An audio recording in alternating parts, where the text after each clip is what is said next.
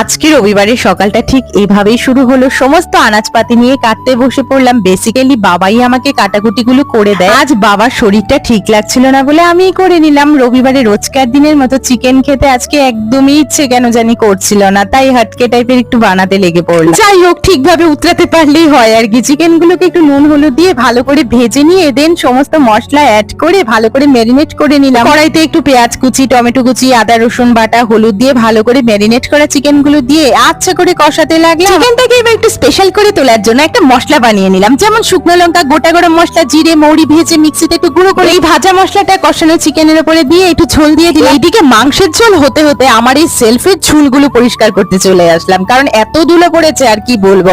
একদম ধুয়ে মুছে চাকাচাক করে। এদিকে তো আমার চিকেন পুরো রেডি। নামানোর আগে একটু কাসুরি মেথি দিয়ে দিলাম, তারপর বসে পড়লাম। রবিবারের চিকেনটা তো আহা পুরো জমে গেল। আমরা লাঞ্চটা করতে থাকি। দেখা হচ্ছে কালকের ব্লগে। বাই।